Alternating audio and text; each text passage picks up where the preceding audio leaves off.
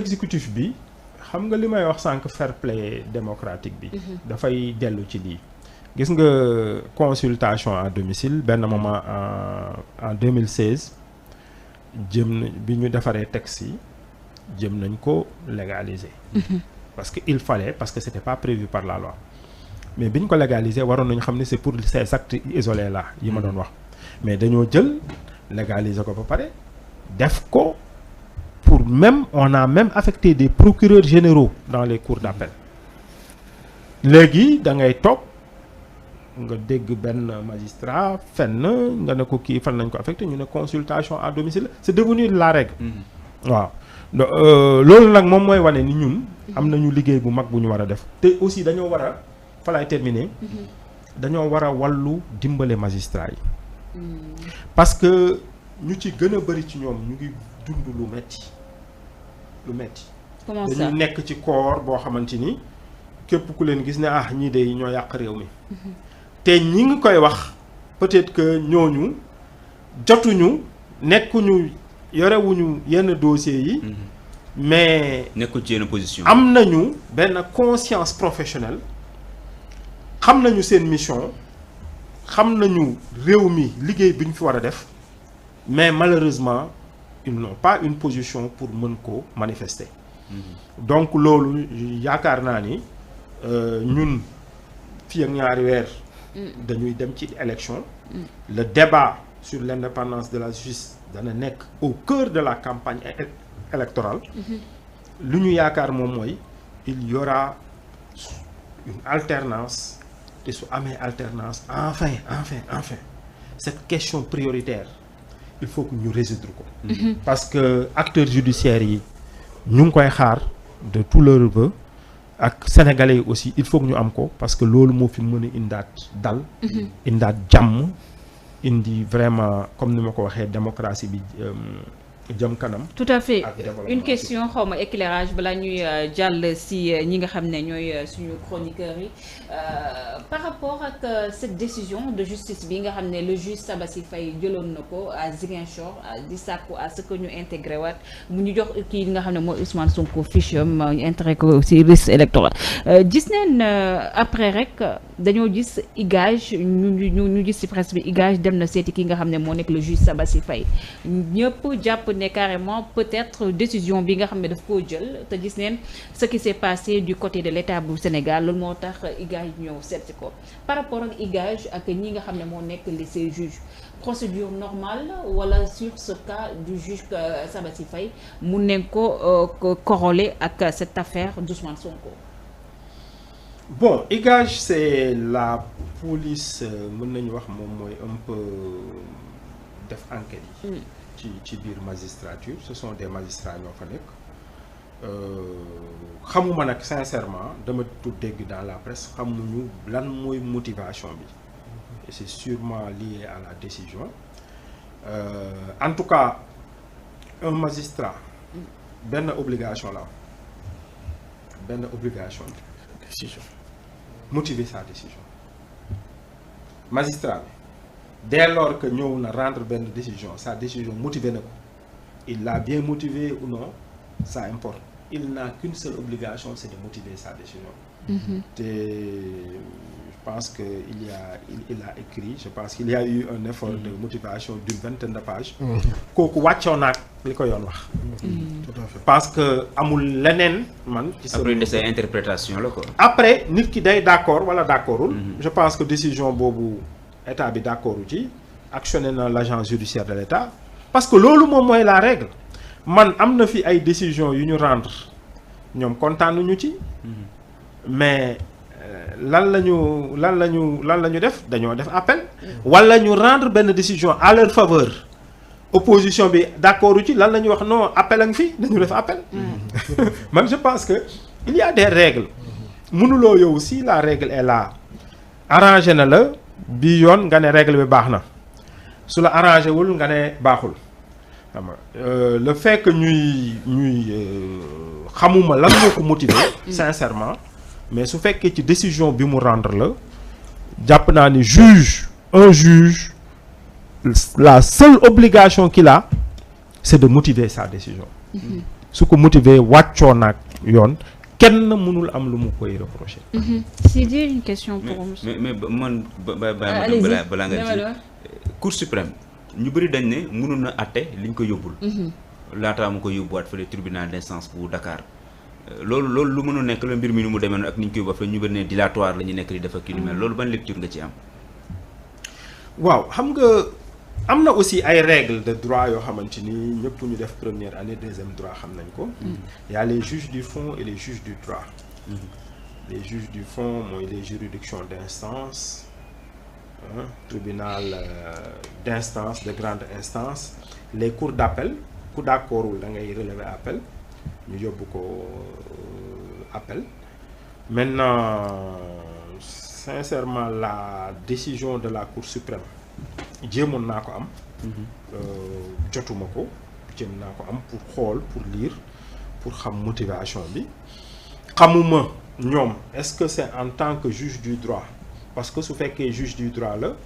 mënuñu prononcer wu. maintenant am na Cour suprême foo xamante ni en dernière instance lay prononcer wu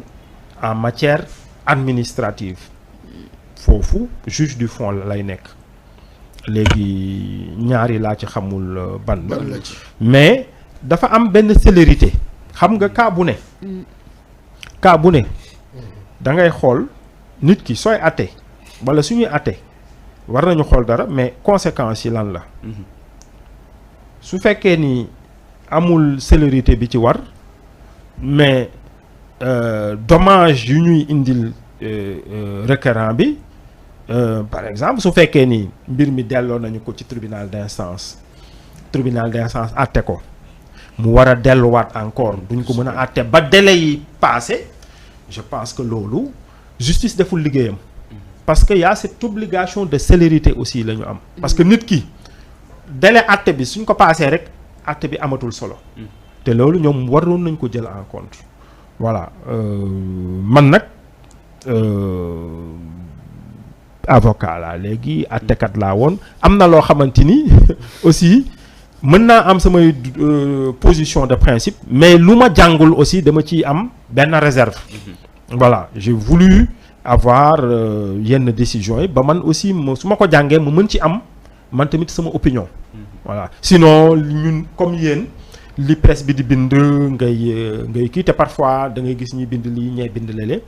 doo mën a sincèrement xam qu'est-ce qui s'est réellement passé j'aurais souhaité avoir la décision pour xam ni la Cour suprême est-ce que en tant que juge du droit la ko rendre su fekkee loolu la mënul prononcer wu sur le fond ou c'est en tant que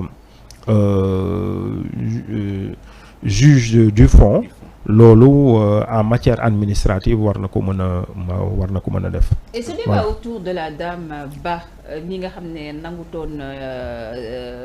signé li nga xam ne mooy boobu le jugement jour boobu sax mun nañu wax ne Aïssata Diallo Ba siégé wutoon aussi ñu bëri yi ne jàpp ne peut-être dafa def rébellion ñeneen ñi aussi saluer opposition ban regard ngay porté par rapport ak acte bi nga xam ne posé na ko.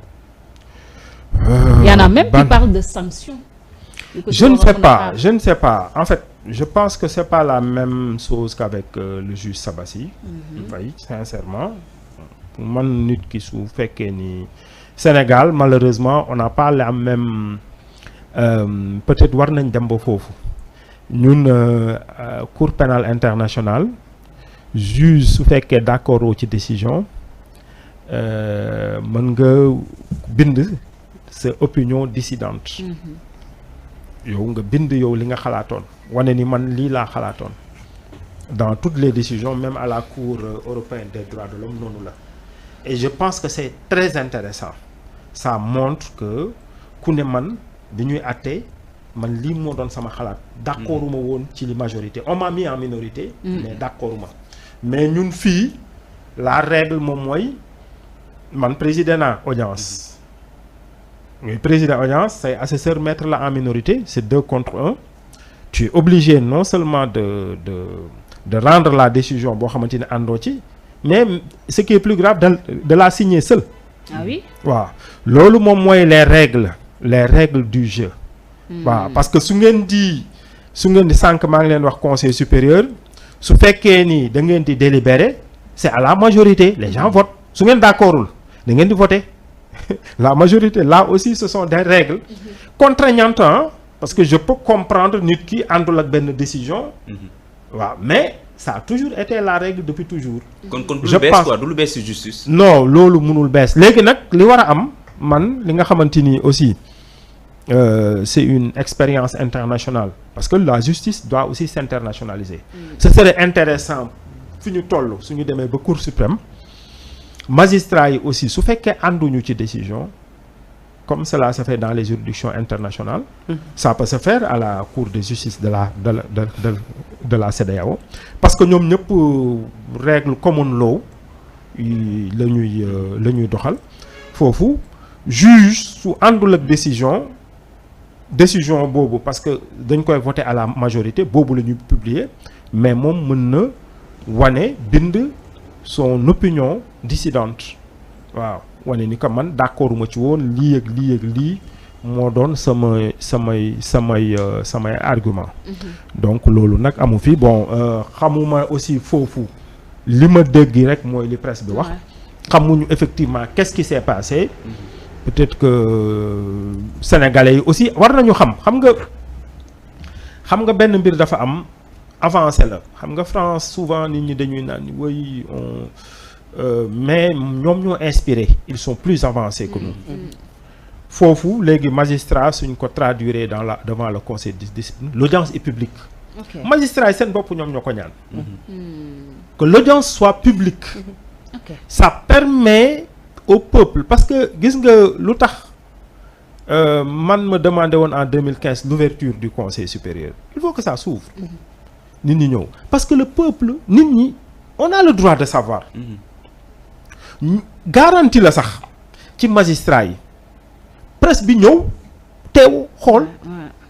ne waaw kii lan lañ ko reprocher au lieu que nit ñi di wax di spéculer tu sens parfois de la spéculation nit ñi duñu xam exactement ce qui s'est passé di wax lu ñu xamul alors que su fekkoon ni c'est public nit ñi danañu mën a xam moom dana mën a jël avocat je pense que nit ki suy dem igage da nga mën a jël avocat muy magistrat sa collègue wala nga jël un autre avocat les avocats de profession mën nga ko jël mais ce serait intéressant ñu dem ba tollu foo xamante ni l'audience en conseil de discipline mu nekk public nit ñi mën a xam lan la ñu reprocher